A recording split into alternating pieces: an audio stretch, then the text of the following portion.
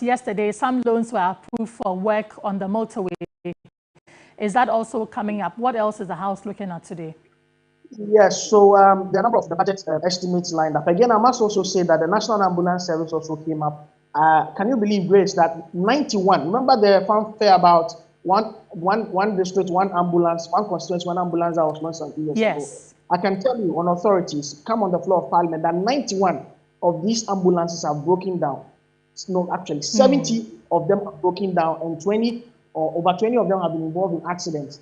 So as we speak, there are about 91 ambulances brought under that initiative that are no longer functioning. And the minority, some minorities indicating that this is reckless and that maintenance culture has been thrown to the dogs, especially at the time that government is seeking to import another 112 of these ambulances into the country. Yeah. Yes, they would also consider the budget estimates of the Ministry of Energy, among others. Before I let you go, we know that last week the Speaker of Parliament was very angry about lateness to the House, and we know today is Saturday. How is the attendance like? Are the MPs there on time? Well, the proceedings began just a few minutes after 11 a.m.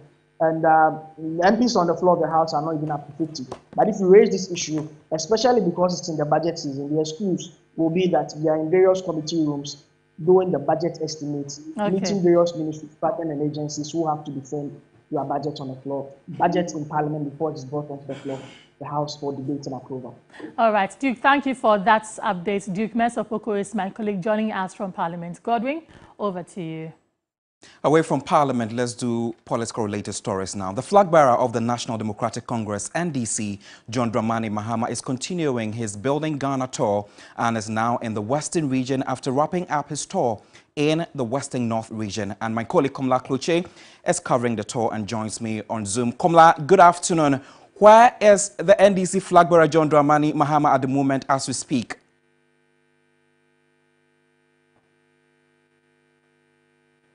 Hello, Komla, can you hear me?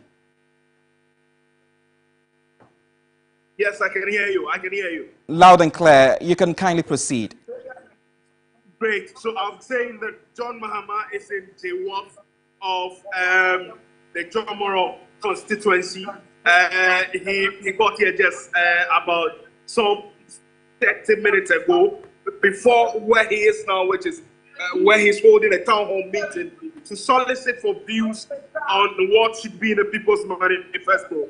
John Mahama joined a member of Parliament for the Jomoro constituency, Dorcas Afo-Topi, to commission a bridge of one of the mangrove areas. And if you look at this particular area, it's one area that has had some sort of difficulty with people moving from that community to the other.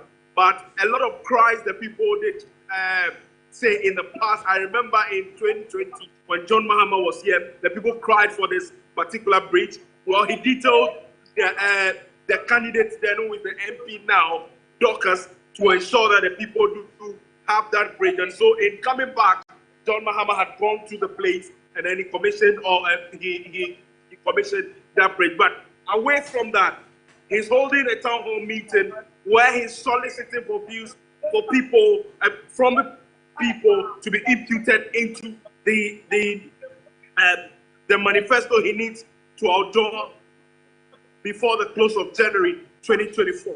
Now, what he has been assuring the people is that yes, he reckons or he appreciates the fact that they live within an oil enclave and not much development has come to them. As a result of the royalties that are paid to them as people, the deployment of it in terms of how much even government releases to the district assemblies or the various assemblies. John Mahama has been assuring the people that yes, he would ensure that there's judicial use of monies meant for development of the people within the oil area. He also makes the point that he knows the Western region, for instance, they have a lot of difficulties with their roads, and that he is assuring them that whatever it would take, once it comes to power, he would ensure, most especially the Cocoa Road. Some of these areas also fall within the enclave of the Cocoa Roads region. And so he's indicating that, yes, if it comes to power, if they give him the nod, he would make sure that these roads would come, but we know that the government halted it when they came to power in 2017, and so he would give them back that opportunity for the roads to go on. But as it is now, he's just mounting the platform to be able to speak to the people directly and tell them why he wants them to be a part of the government that he intends to lead come 2024, come 2025. That's if he wins the 2024 polls for the people. All right. Thank you very much, Komla Kloche, for those updates. Komla bringing us updates from the Western region as far as the flag bearer of the NDC, John Dramani Mahama, tour in the region is concerned. Grace. Well, let's go to the Ashanti region. And citizen participation in the district level elections has seen a major fall since 1998-89, according to a survey conducted by the Center for Democratic Development, Ghana, from the highest participation of over 50% in 1988 and 89. The rest of the exercise has rather seen a downward fluctuating turnout. My colleague William Evans Income joins us from the Ashanti region, and he has been gauging the mood with barely 3 days to the local elections, how the interest level of electorates has been looking like. Evans, thank you so much for speaking to us. Well, thanks so much for having me. Great. So give us an update on how the trend has looked like over the years, especially in the Ashanti region. Well, so at Ashanti region currently, the figures is also embedded in the national figures. The EEC director is here to give us some specifics as far as the specific figures in terms of trend in the Ashanti region from 1988, 89, 94, 98, 2002, 2006, 2010, 2015, 2019 is concerned. But even if you're looking at the national figures, I mean, which he has been using as far as, I mean, his engagement with the public is concerned, then we are talking about 59.3% in 1988, 99, 94, talking about 29.3%. So plummeting as far as, I mean, citizen participation is concerned.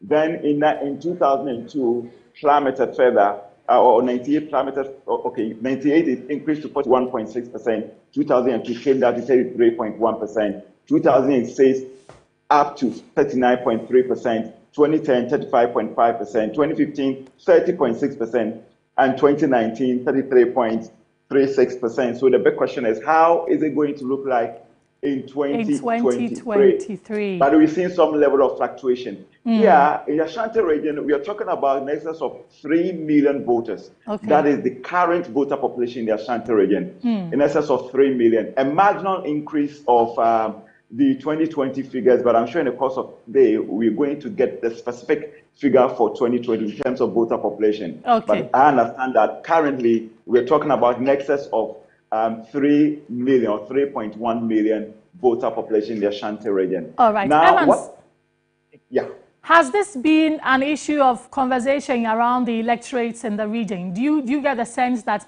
they are ready for Tuesday? Are they discussing it? Well, there's some level of indifference among the voter population, and they have some concerns. Concerns will have been echoed here as far as the EC participation with the electorate, I mean, is concerned. Some are saying that the level of disinterest as far as the district level election is concerned has to do with the performance of some of the assembly members. They are unable to tell as to their role when it comes to the district or the electoral development in electoral areas. Some of them, they believe that, quote unquote, they are sleeping on their jobs. So in terms of interest, they are not eliciting much interest when it gets to the election. But the EC, we also know that as far as the Ashanti region is concerned, has intensified campaign. For instance, if you come to Akoma FM, we have a program we call Electoral Area in Focus, where the assembly members are brought to the studio to also tell us what they are doing in their respective electoral areas. Even with that, we are able to gauge the mood and as to whether there's some level of interest as far as the 2023 district level election is concerned. But the EC is hopeful that Tuesday, they are going to see some level and improved, I mean, citizen participation, especially in the Ashanti region. All right, Evans, thank you for that update. Tuesday is just some few days away, and we're all looking forward to how it is going to turn out. In district level elections, all the time the conversation has been low level of participation. So I was actually in Amamomo electoral area where we have about 3 people who are aspiring to be assemblymen for that particular electoral area, and it consists of communities that are in dire need of help as far as sanitation is concerned.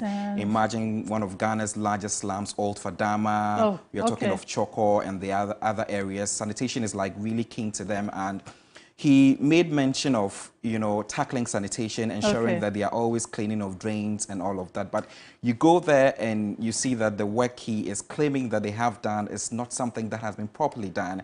So we are just hoping see how it all pans out. Exactly, exactly. Well, let's still stay in the mood because Regina Dede Amankwa is seeking re-election as an assembly member in the Laloi electoral area in Punkantamanso. The assembly member and hairdresser wants another 4 years mandate to continue the developmental projects she started.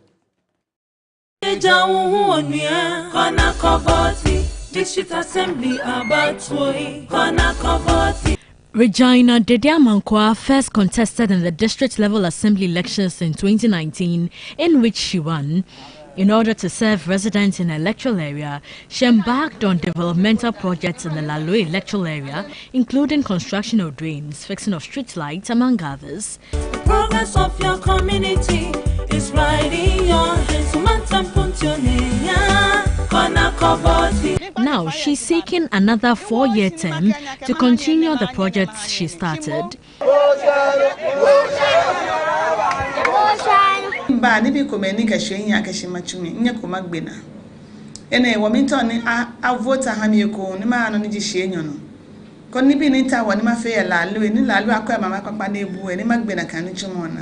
I've not finished with the project I started. I'm seeking re-election to continue with the project. I've provided employment for the youth, sent children to school, completed a Kokompe school, and provided toilet facilities for pupils and teachers. One year one my toilet, one has school beke be home. Come teacher say, "Any care about like mukumusum." And we must hear the banya fe fine. Regina says it is not easy being in local governance, but with sheer determination, she's been able to surmount them. In challenges in Naya Assembly, no one in your machunuchumo, Yabini, my tower jacket. Baby, can't you walk a one night better for Assembly? How one like a couple of bay.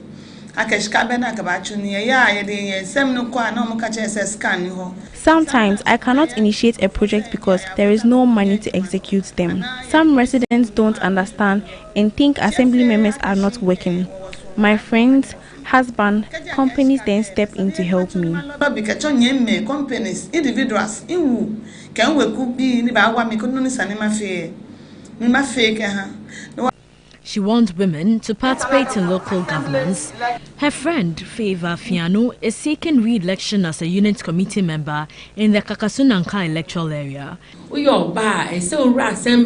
Women have to be bold to participate in local governance. Don't be afraid. It's not a place reserved for men, but also women. I will support my assembly member if I am re-elected. They both urged the electorate to vote for women come December 19. Michelle come name Kakasunanka electoral area. Midan number 7. Obi-Wan, no size. Obi-Wan, no size. Obi-Wan, no size. And then number two. And the call is that on Tuesday, when you go to the polling station, make sure you vote for a competent woman. Away from that, the Ghana Meteorological Agency is warning of high fire risk due to the onset of the Harmattan within the next 10 weeks. The agency is urging citizens to reject a publication that claims that current weather changes are caused by pollution. Joe Tete Potifi is Deputy Director in charge of forecasting at the Ghana Meteorological Agency. What we are experiencing now is pure Harmattan. We are getting northeasterly winds, and normally northeasterly winds come from the northern part of Africa, and it is very dry. And once it is dry and it is coming, there is no moisture in it. It's a very dangerous period for all of us. At times it is even dangerous than the floods, because when we expose anything at all in this room that we are now, everything is dry. The doors, the papers, the cupboards, everything is very dry. So when you expose anything to naked fire, and it start burning. You can't control it. And here in studio, we have the PRO of the Ghana National Fire Service joining us for a conversation. Thank you for joining us, sir. It's a pleasure to be here. So from your monitoring or from your trends, how does it look like this year when it comes to the fire cases? Okay, so good afternoon to yourself and to your good listeners and viewers. Fires have been with us and it's been very scary. As of this year, we've recorded over 5,000 fires. 5,000 fires? Over 5,000 fires, comprising of domestic, electrical. As we speak, I think some of our crew are even attending to a fire right now as we speak. So before as I was coming, Manette, there was fire over there also. So for January, as start from 1st January to 1st December to 11th December, we've recorded 88 fires. Okay. So as a service, it's been a worrying trend. The good thing for us is that we've recorded 4.92 reduction in fires as compared to last year. And we're hoping to further beat that record. So what we're advising people against is that they should avoid burning. You know, at first we used to say indiscriminate burning, but now if they could avoid burning altogether, that would be the best, because while you burn, the flames carry embers. And because of the harmattan, there's lack of moisture in the environment. Yes. And everything seems to be dry. Even you realize that most of the leaves tend to be very dry. So once you burn, due to the wind and the dryness, it could cause fires also, because the embers, the wind will carry the embers onto other places. Yes. Farmers also who are used to weeding, and who are used to burning to create a fertile ground, would advise them not to do that, because then once they do that, they tend to, due to the harmattan, the fire will spread. Also, if they could rather weed during this period instead of burning, that would be great. Some of our hunters carry fagots trying to hunt. These fagots could end up falling into the bushes and can cause bushfires. So we are, as a service, what we are also doing is that we are trying to put together the serviceable appliances. Okay. Most of our appliances are broken down, but we are committed to fixing the fixable ones. So Amasaman, for instance, the appliance was faulty with its back on the road. Anyaso too, we have a fire station at the Awishi market now. So we are doing our part to service the serviceable ones. Our stations in market areas or fire-prone areas will be embarking on regular patrols at night, especially to see fires at the incipient stages. Also, our men and officers who are on leave are being recalled back from leave so that they can all be ready for activity. All hands on deck. All hands on deck. And then also, we've integrated the fire safety task force that will be going around to do much more education and inspecting shops and residential places to be sure that fire compliance is being adhered to. Okay. So interestingly, the issues of fire outbreaks that we report are the ones that happen in marketplaces and not in the farms, as you are cautioning the farmers. Yes. During this season, what is the word of caution to these marketplaces and the other areas that we mostly record these fire outbreaks? Okay, so then again, I'll go back to the point I made about burning. You realize that some of these market women resort to burning some of their items or the unused, or even the boxes that they have their packaging in. They should avoid burning if possible. They should just give it to the waste collection people, so they'll throw it away. They should also avoid cooking in the markets. That's a very worrying trend that we've always been talking about. The more they cook, and then especially when some of them are cooking, they tend to leave their cooking unattended to go and have conversations with people. And due to the dryness in the atmosphere, it's a recipe for disaster in the markets. All right, sir. Thank you so much for joining us. And we hope that your broken down machines are also fixed, because this is a season of fire outbreaks. We want to make sure that we are ready for whatever that is going to come our way. We are doing our part, but then again, we'll call on government and other corporate entities to further help in retooling and equipping the Ghana National Fire Service to serve you more. All right, thank you very much. So my colleague Castro is also joining us. Castro, what is that? You are joining us from the Upper East region. What is the situation in the Upper East region? Yes, so the harmattan is almost setting in here in the Upper East region, where we are experiencing a lot of strong winds in the morning, sometimes right from 5 a.m. till somewhere around late midday. We have strong winds sweeping dust into the sky. The usual foggy nature is not still permanent. It comes on some days, and some days we don't recall that. Today, for instance, there are strong winds, but the foggy atmosphere, or where we have fog in the atmosphere, is something we are not experiencing today. I can report that visibility is still very clear. People can see on the highways and roads and go about their duties. But it's expected that in the coming days, the Harmattan would intensify. And so for that, residents are beginning to prepare themselves in getting, shea butter, beg your pardon, storing shea butter, and also taking precautionary measures, including getting ready with nose masks to wear when the fog becomes intensified.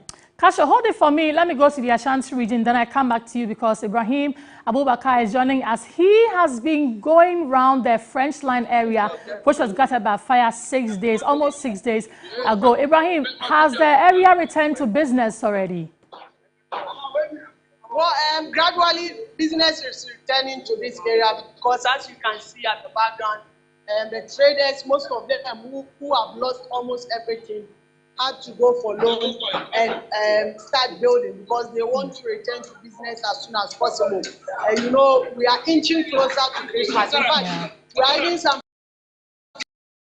days to Christmas, so this is a time they need to cash in. In fact, the reason why most of them were very hard was because of the Christmas, they went for loan, restock, some had to triple production just to be able to sell and get something for the Christmas, but they had to use everything. They waited on authorities to come and offer them some aid, but it's been almost a week. Nothing has come from authorities. Marcy Mayor was here.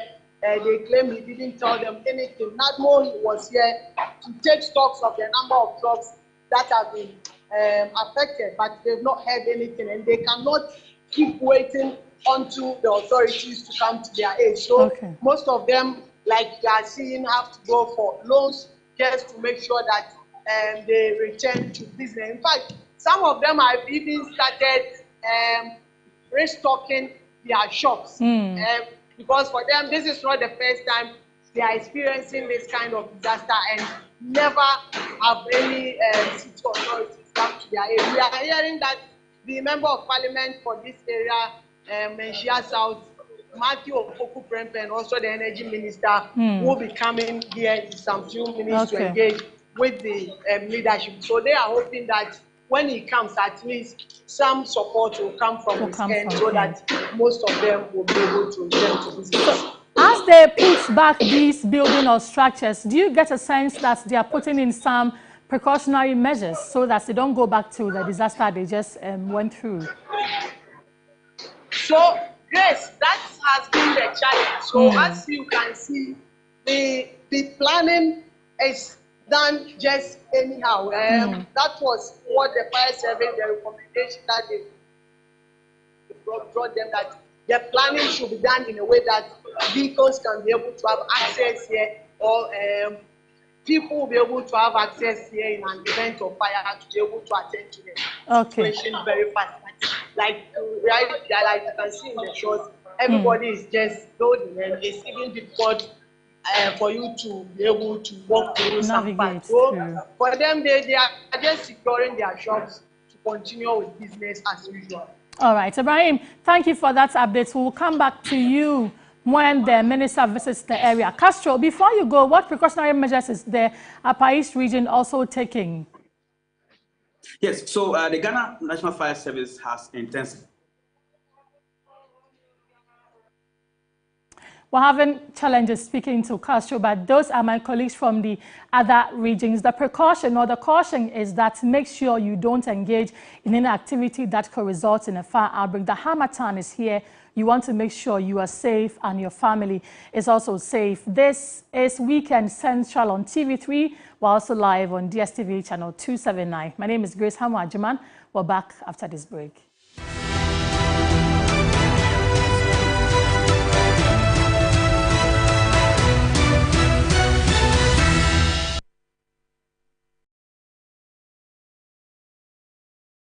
It's a great evening to get together once again to celebrate the Ghanaian ingenuity and the Ghanaian creativity. Something is about to happen tonight that will change the narrative and the way we define the word Luckny. Right, and tonight we'll be presenting to you a very beautiful opportunity to tell you that wherever you are and no matter what you do, luck can get to you. And so whether you're a doctor, you're a pharmacist, whether you're a mason, whether you're a journalist, regardless of what you do, there's luck coming for you. Genius Losa and the Luckiest has been launched, and I expect the public to also participate in it and win big. Star 7 1 2 hash. The luckiest. You could be the luckiest. Everybody knows Acrobato.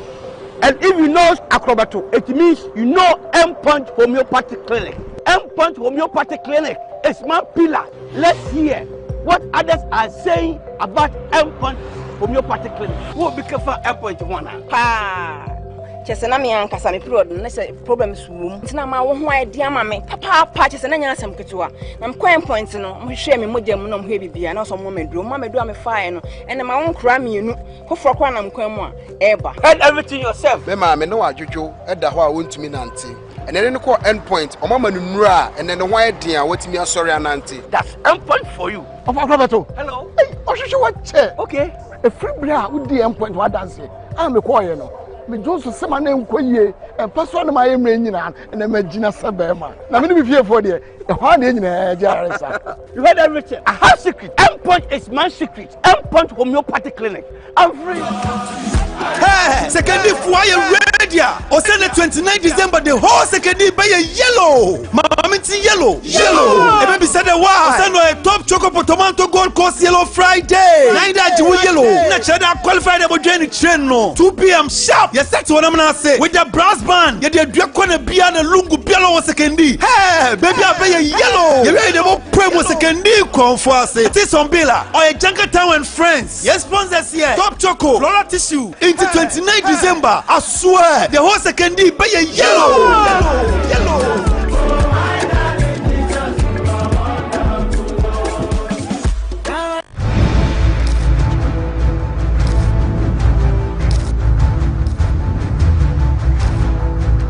This is Hot Issues, your passport to the most compelling conversations of our time. We go one-on-one with the movers and shakers, the thought leaders, and the game changers. We ask the questions that matter, and we don't back down. Tonight on Hot Issues, I sit with the man at the Center of Corruption Investigations. Join me on Hot Issues here on TV3. Hot Issues shows Sundays at 2 p.m. on TV3. TV3, first in news. Do you want to be a star? Semi-final round is here on Mentor Season 12. The competition gets fiercer and tougher as we inch closer to the grand finale. Catch all the action, emotions, and electrifying performances on the Freestyle Battle Edition this Sunday on TV3 Mentor 12. Our contestants will battle it out with each other in freestyles to wow the audiences and, of course, move a step further towards the grand finale. Which contestant makes it to the top 4 for the grand finale? Vote now to keep your favorite contestant in the competition and to win the ultimate mouth-watering prize package of over 150k worth of goodies and cash. Come join us this and every Sunday at TV3 Studio B at Desawe for the live musical experience. Studio audience must be seated by 7:30 p.m. sharp, or catch the live show on TV at 8 p.m. on TV3. Mentor Season 12. The world awaits you. Mentor is brought to you by Heaven Black Insecticide Spray and Mosquito Coil, and Napa Foods Sense Body Spray. Bell Ice, Vitamilk, Dragnet, Pepsodent Charcoal and Lemon Infused Formula, and Pepsodent Natural Herbal Formula. Darling Lemon Drink, Frutelli Calipo, Blackberry Lounge.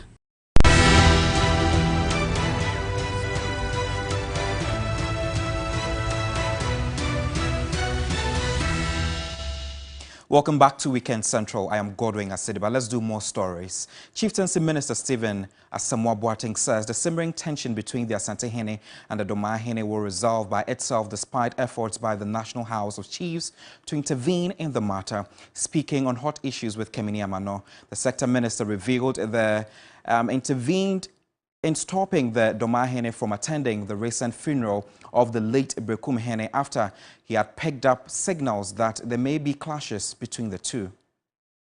I picked a signal that the program was in danger of a clash between the Doma-Hene and the Asante-Hene. And so I did what I'm supposed to do, talk to both and find out what's going on. Because we know the public discourse. Right. So I did my best to. So what did you find out from both sides of the issue? Well, the program was drawn by Brekum Traditional Council as to how they buried their chief, and the program was such that the regional House of Chiefs and their presidents were meant to be there on the Wednesday, and the Thursday was dedicated to Otumfuo, the Asante-Hene. But I picked a signal that the Doma-Hene wanted to go on the Thursday. And so I know him very well. I've been to his house. I've talked to almost all the chiefs in Ghana. So I called him and I pleaded with him that, look at the program. You're meant to be there on Wednesday, not Thursday, because I know the public discourse will not be peaceful if you appear on the same day. So the Doma-Hene crashed the event that day? Well, he had a reason for saying that it was the Wednesday he couldn't attend the funeral because it's Dabone, which is he doesn't have to go. But I explained to him that fortunately I didn't do the program. The program people put him on the Wednesday, so he must go and explain. And indeed, the Brekum Traditional Council engaged him through the chairman of the planning committee.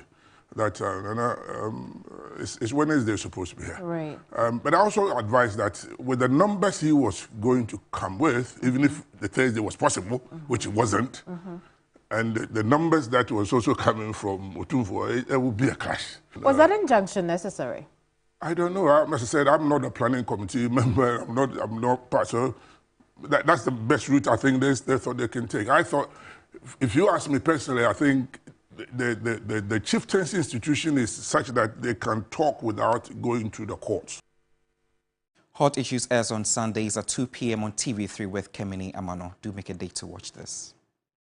Meanwhile, the Minister of Chieftaincy and Religious Affairs has justified his outfit's decision to champion the codification of the lines of succession for the various paramountcies with a budgeted amount of 25 million cedis, whilst lamenting that his ministry lacks the adequate resources to execute the exercise.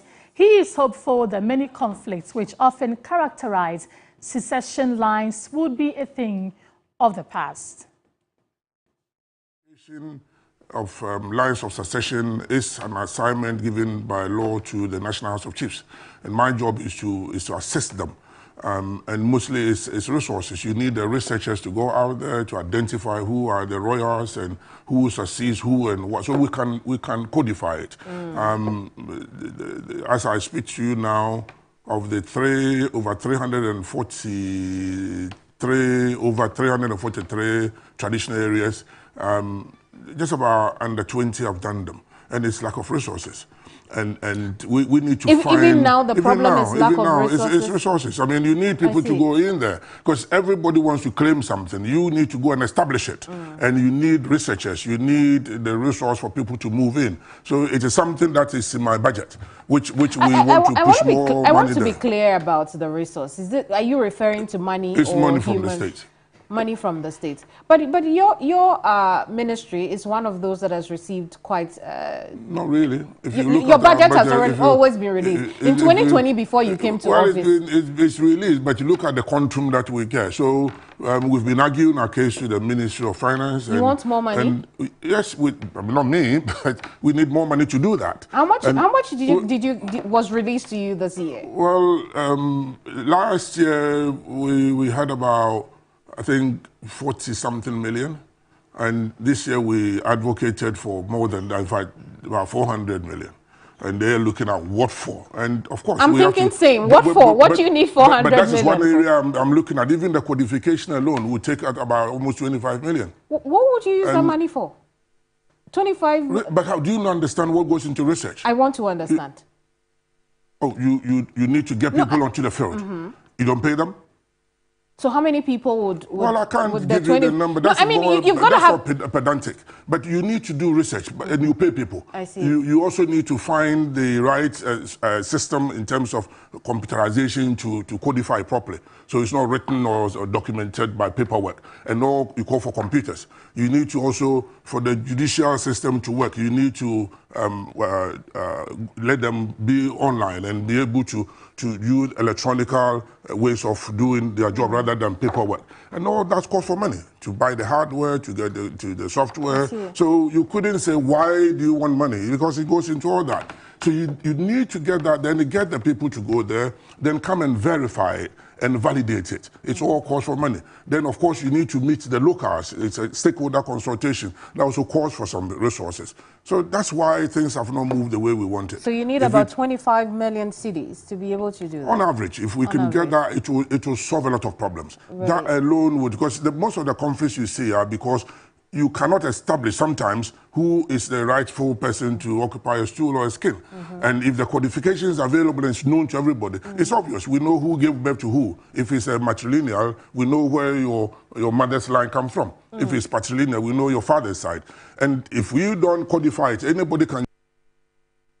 Tuning tomorrow at 2 p.m. to watch. MP for Asante Achim North, Andy Apiakobi, has described the OSP's recent outburst over judicial bias as unwarranted and needless. Speaking on key points earlier today, he asked Kissie Jabeng to be bold and rather use this opportunity to distinguish his prosecutorial prowess anytime he takes an issue to court. Meanwhile, private legal practitioner Martin Pebu is insisting the establishment of the Office of the Special Prosecutor is not an action in futility. They spoke on the key points earlier today. The only side that I don't support is when he said the OSP Act is an exercise in futility. At least, Mr. Kansi, even what you've recounted this morning shows that this is not futility. It's a work in progress. Naturally, you know, corruption is a difficult thing to fight. Corruption, you know, people who undertake corruption come into a lot of funds, and so they can fight and fight really well. If you are not even careful, they will defeat you. Minister of Justice is a special office that requires that you consciously attempt to manage the rights of people in the country. Means make sure that there are no breaches in the enjoyment of rights, there are no threats and all that. So, and again, the Attorney General's office, as per the expectations of the Constitution, is also to prosecute.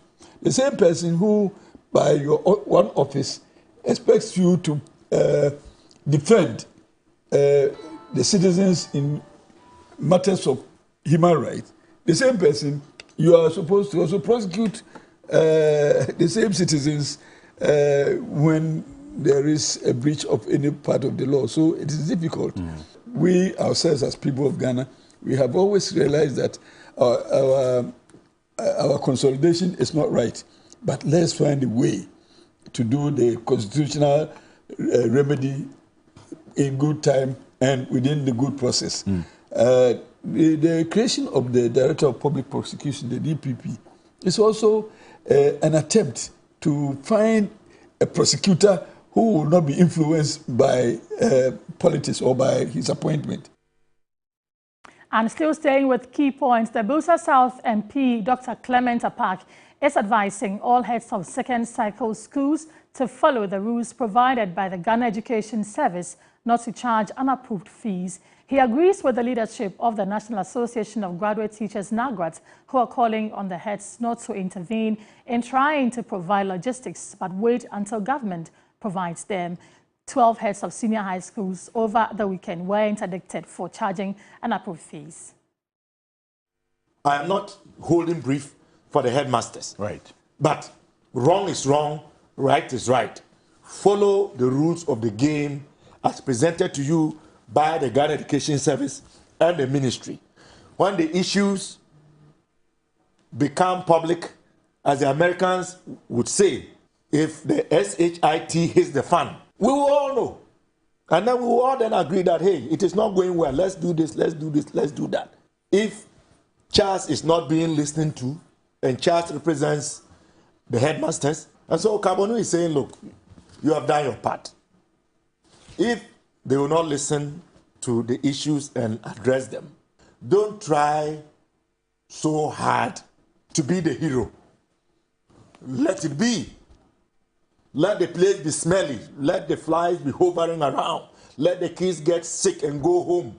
And then action will be taken. The Chief Justice Gertrude Torkornoo is urging the public to support the purging of corruption within the judiciary. At a public engagement in Accra, she highlighted the importance of the Public Complaint Unit, emphasizing its effectiveness based on public participation and reporting corrupt officials. The bailiffs attached to this court. The nation pays us. We are public servants. So I beg of you, help me to weed out this practice of faskabra fawebra. We have filing fees, and if at the end of the case there's a fine, all of that is properly documented. But those funny practices around justice, justice delivery nye tomatoes na ye tonwaha. Obi ntua obi ka na yasente so na fa eye emremu asem na ye ka. Nti enkomo kakra menemu ye wo public complaints unit. Ohwa na se ye staff bi ye nyama bi ana bibi koso wo court ha wo mpa me pa cho. We listen to everybody's voice. We also have an online facility. So if you can use the internet, you go on the net, you find a public complaints, post your complaints there. There are dedicated judges from Court of Appeal down. All they do is review. You're still tuning to Weekend Central here on TV3 with me, Godwin Asideba. And Grace Hamwa Ajiman. We're back after this break. Stay with us.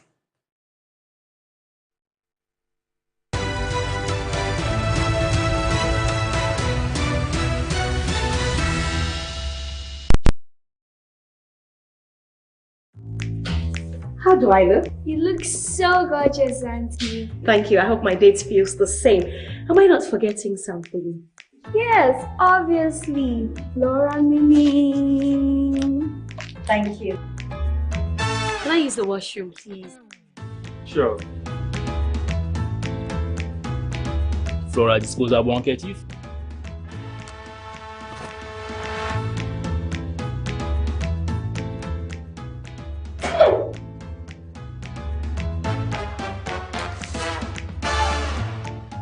You obviously aren't using Flora tissues, my dear, because the Flora tissues, they are soft and easy on the skin and they leave no particles. I hope you had a good time. I had fun, thank you for dinner. Are you okay? Do you want to use the washroom? Yeah.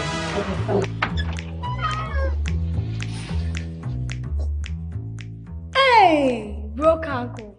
I will tell Auntie. Fat Chemi. I just love how it feels.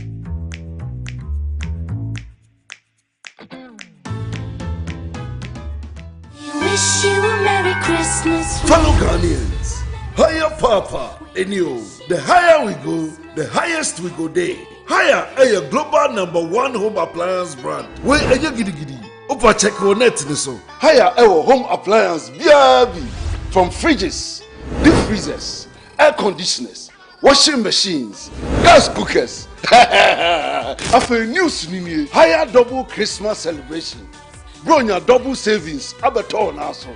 If you see that, Bronya way, so would you hire washing machine, submarine series, you know, and as a gas cooker, yatisu boom talent, such your microwave oven for free. Season ya, so we to hire TV, 50-inch, and as a 55-inch, yacha 32-inch television, account for free. Saga walata, and a call from New Year. Higher double Christmas celebration. Our Cup from Ghana Limited throughout the festive season. Higher global #1. Higher inspired. It's a great evening to get together once again to celebrate the Ghanaian ingenuity and the Ghanaian creativity. Something is about to happen tonight that will change the narrative and the way we define the word L-U-C-K-N-Y. Right, and tonight we'll be presenting to you a very beautiful opportunity to tell you that wherever you are and no matter what you do, luck can get to you. And so whether you're a doctor, you're a pharmacist, whether you're a mason, whether you're a journalist, regardless of what you do, there's luck coming for you. Genius Losa and the Luckiest has been launched, and I expect the public to also participate in it and win big. Star 7 1 2 hash. The luckiest. You could be the luckiest. Eddie,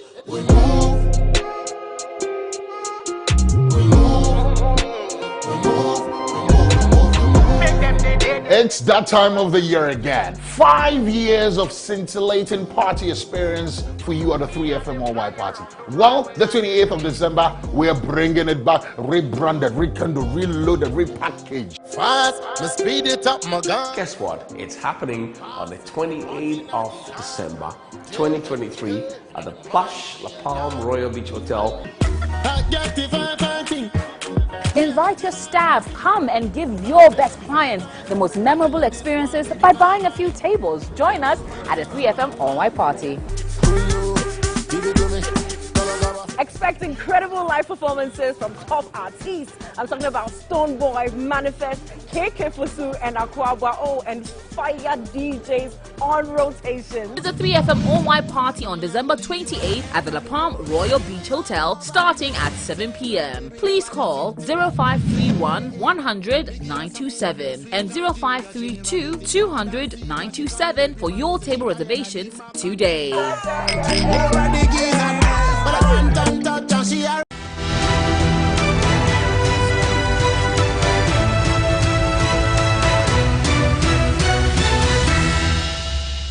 Welcome back. This is Weekend Central on TV3. Now, efforts to reduce and prevent conflict in Ghana's northeastern and upper eastern regions have received a significant boost through a collaborative project involving the U.S. Embassy in Ghana and local civil society organizations. The Emerging Public Leaders of Ghana initiative aims at fostering peace and stability in Ghana's northern regions. Despite its strong democratic foundations, Ghana continues to grapple with challenges, particularly in its northern regions. Political and economic issues, cross-border disputes, and ethnic conflicts persist, often involving the youth. These conflicts have remained significant barriers to development in Ghana's northern region, alongside governmental neglect.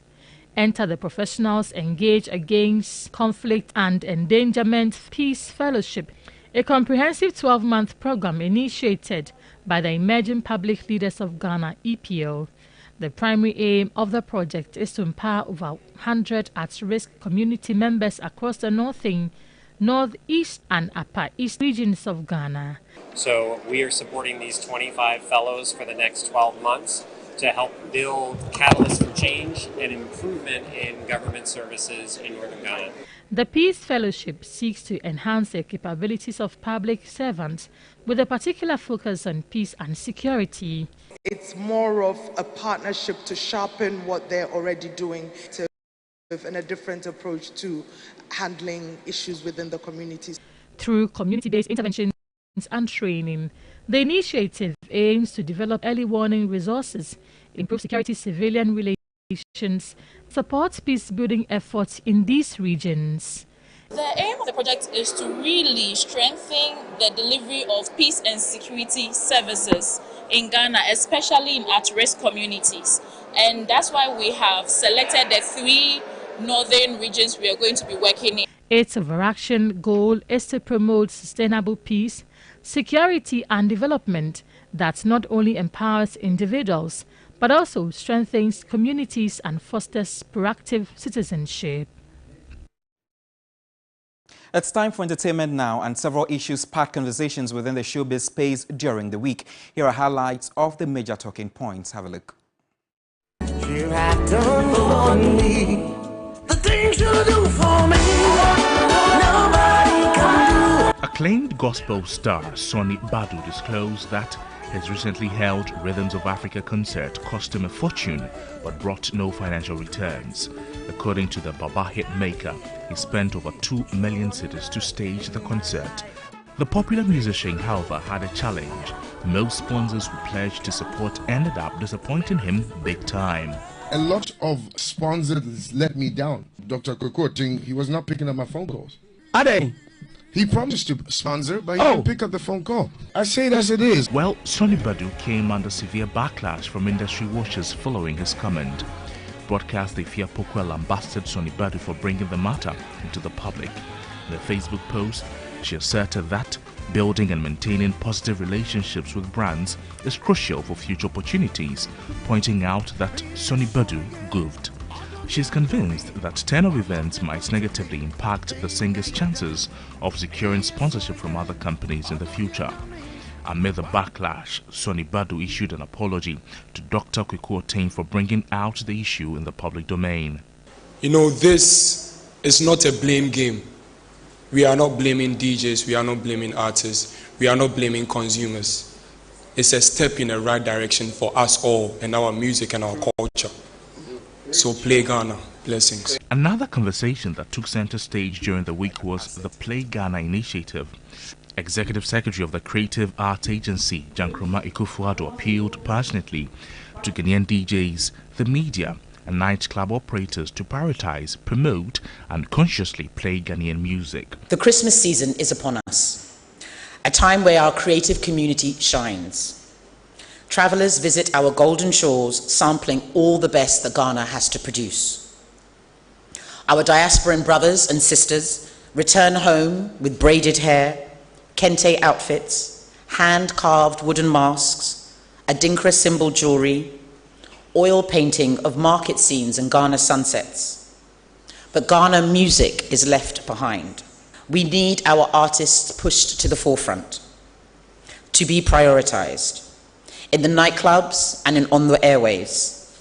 Let that tourist sample not only the best jollof in the world, but the best artists too. She pushed for the review of Ghana's local content regulations to protect artists and their works.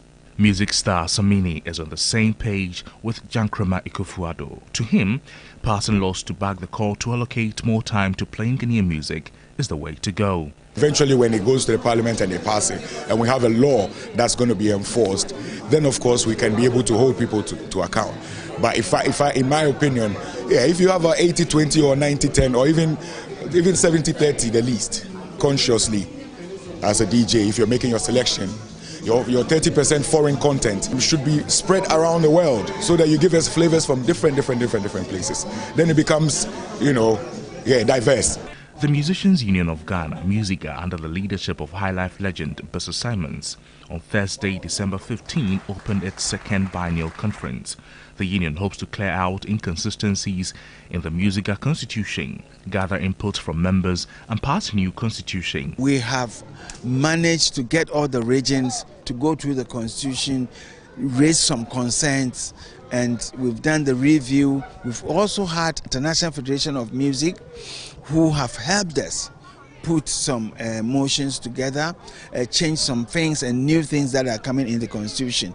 So my hope is that by the time we finish tomorrow, we might have passed the new constitution, which will make us stronger meeting the new year and then moving forward so we can serve our members better. The event, which was attended by members of the union's National Executive Council, newly elected executives and musicians from across the country, was held under the theme Positioning Musica for Growth in a Digital Age.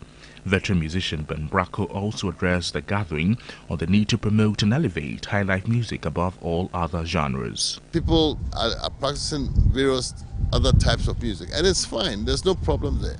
But they should know that you can't go to Jamaica and put high life on the same level as reggae or dancehall.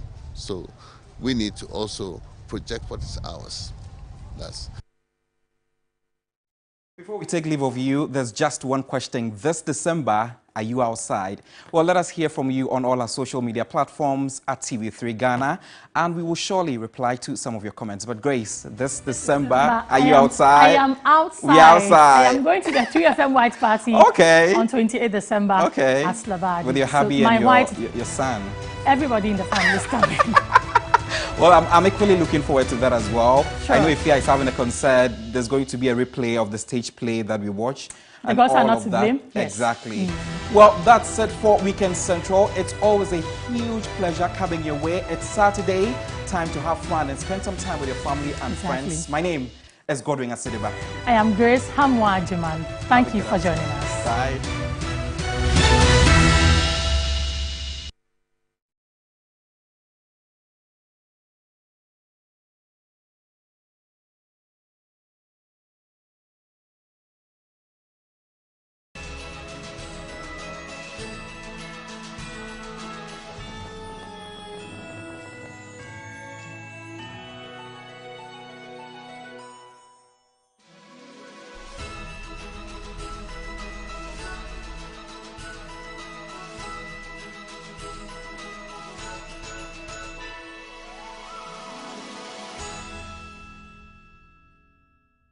This program is rated U.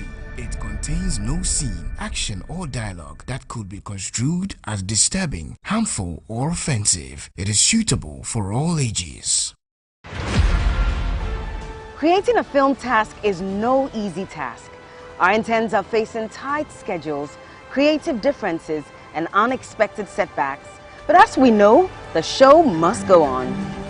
I'm Portia, and I'm going to be a director for today. And for today's task, we are doing a documentary on streetism.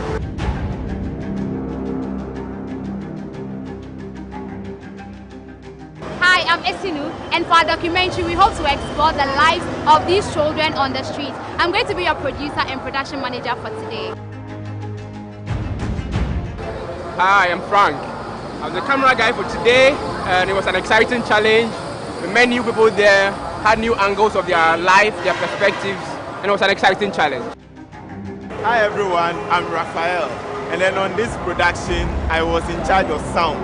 It was a great experience having to get the real life challenges of what these young people go through.